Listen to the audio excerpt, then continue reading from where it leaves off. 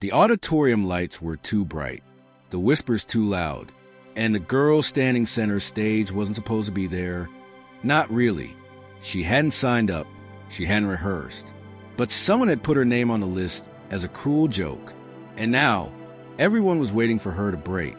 But what happened next silenced the entire room and changed two lives forever.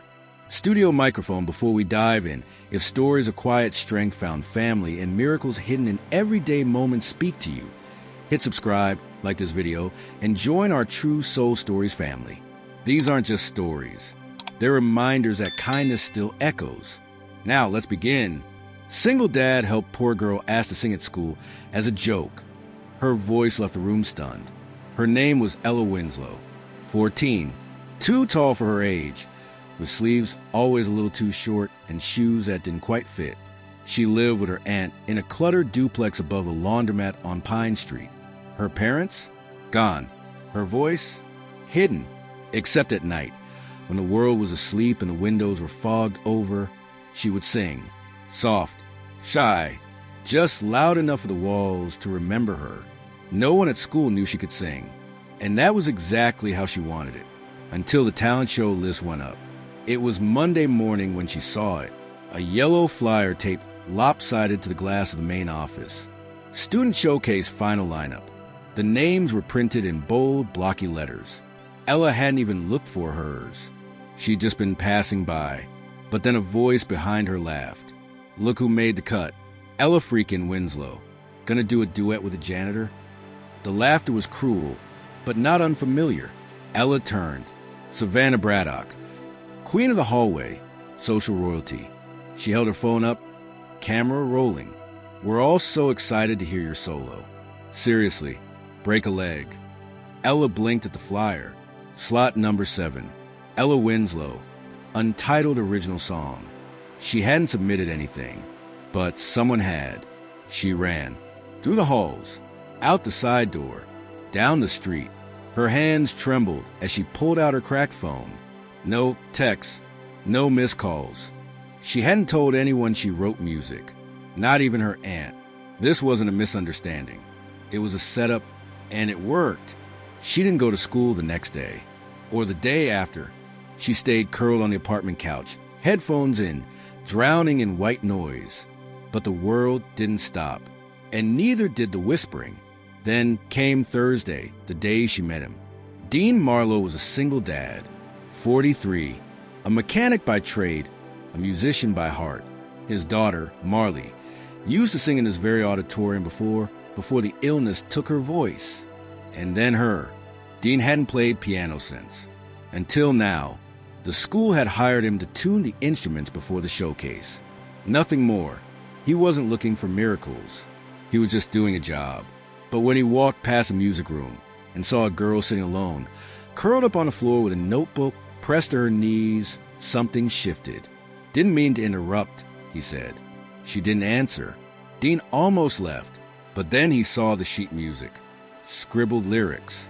Raw, honest, beautiful. You write this? He asked. Ella looked up. Her eyes were red, her voice barely above a whisper. It was a joke. He tilted his head. What was? She handed him the flyer. Someone put me on the list. As a prank. Dean scanned it. You gonna sing it anyway? She stared. What? He knelt down. My daughter wrote songs like this. Never got to share them. If you've got a voice, the world deserves to hear it. I can't, she said. Can or won't. She hesitated. Both. He nodded. Then let's start with humming. That was how it began.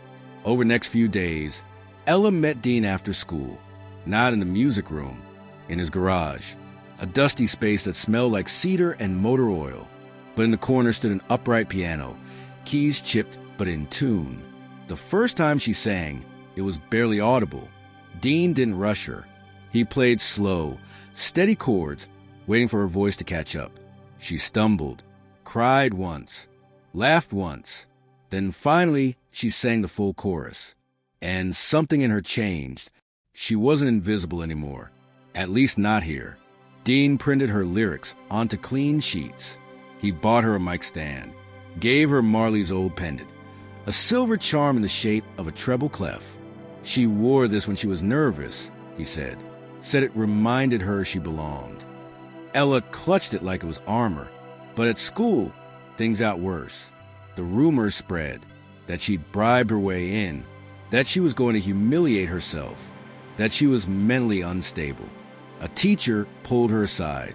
Maybe it's not the right time, sweetheart. Maybe next year. Ella almost quit, but Dean wouldn't let her. If you quit now, he said, they win, and you lose the chance to be remembered. So she kept going. The night before the show, the town auditorium was quiet. Snow fell lightly outside. Dean and Ella sat in the garage, running the song one last time. Ella's voice trembled. Dean looked at her. What's wrong? She didn't speak at first.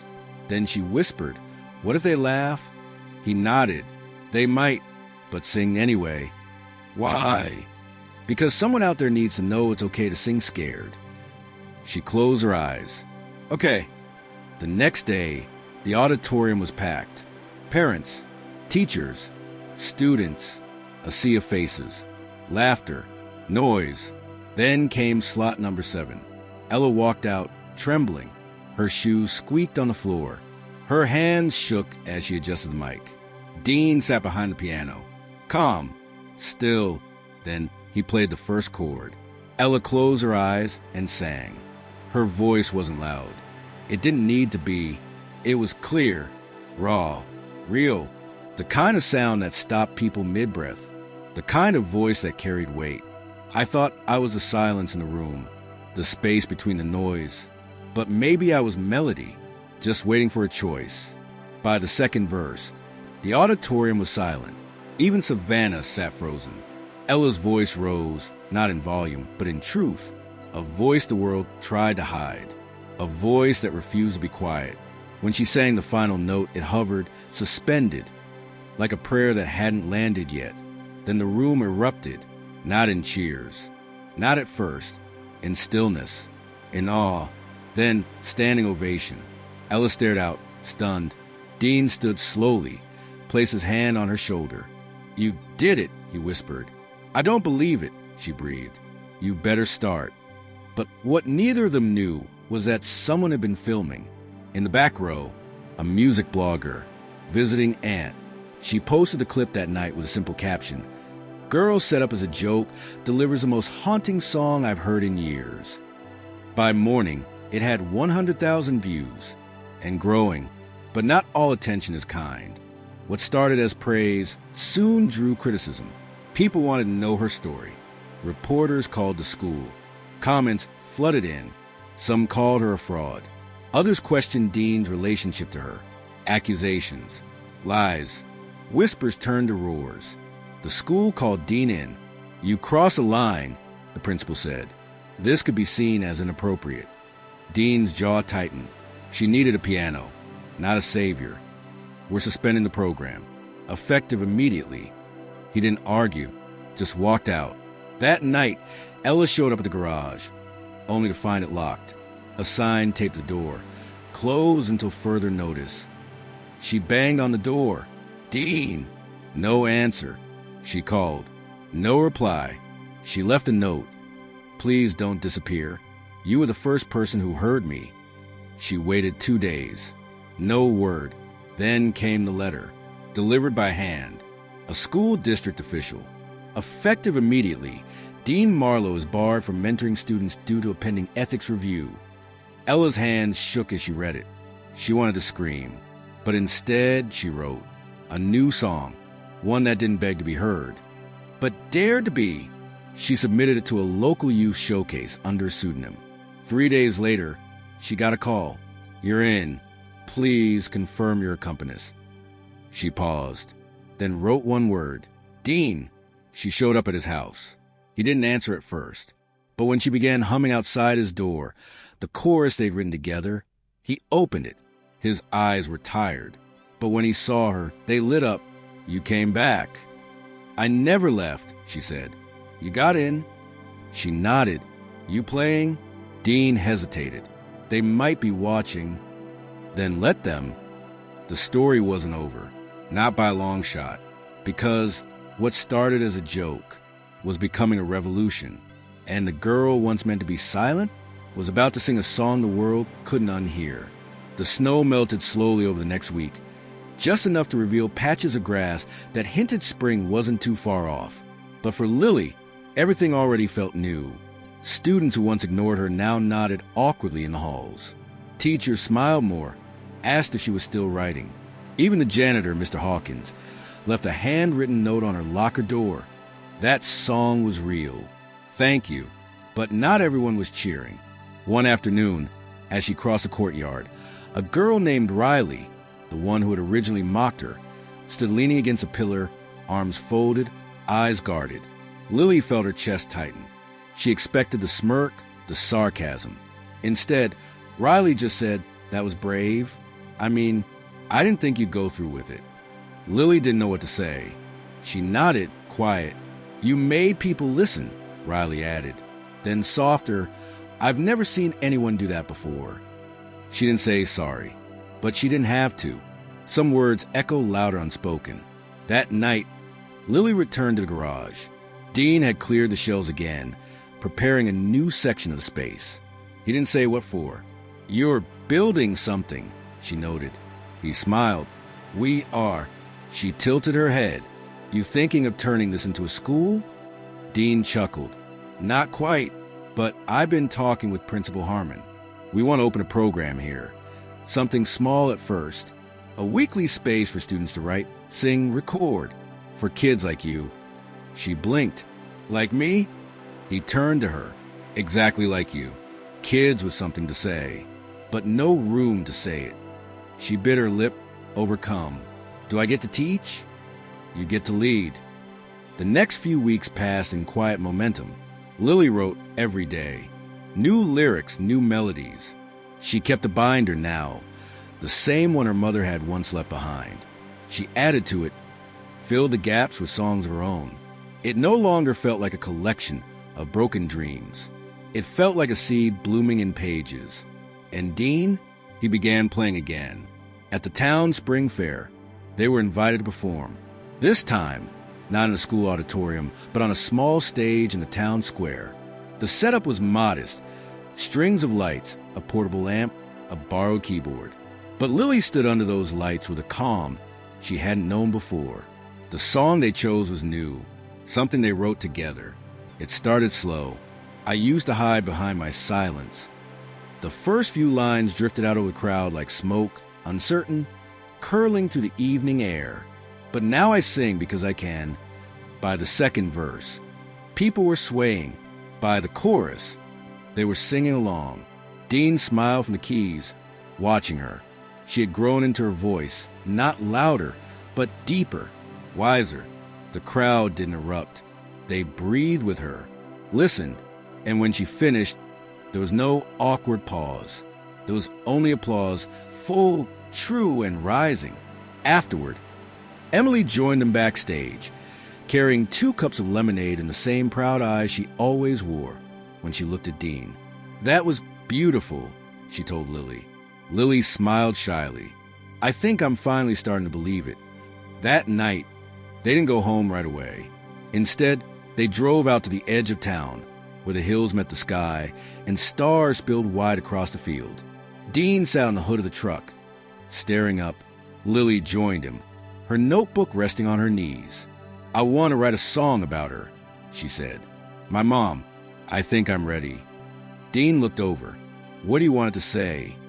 Lily didn't answer at first. Then, slowly, "That I understand now. That running doesn't mean forgetting. And that I forgive her." Dean nodded. "Then say it, however you need to." They stayed there for hours, until the stars began to fade. And when they returned to the garage the next day, Lily placed a new lyric card on the board. She left me a melody. I gave it words. It was around this time that an email arrived from a producer, a small one, independent, someone who had seen a video clip from the school concert, posted by a teacher, then reshared dozens of times. He wasn't offering fame, just a studio session, a chance to record the song properly, to archive it, share it. Lily read the email 3 times, her heart racing. Then she looked at Dean. He smiled. Say yes. A month later, they stood in a studio that smelled like coffee and cables. Lily wore her pendant. Dean brought the old composition notebook. The sound engineer adjusted the levels. And when Lily stepped into the booth, she didn't feel small.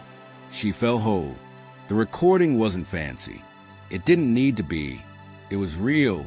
The final line echoed to the headphones, and Dean felt his chest tighten.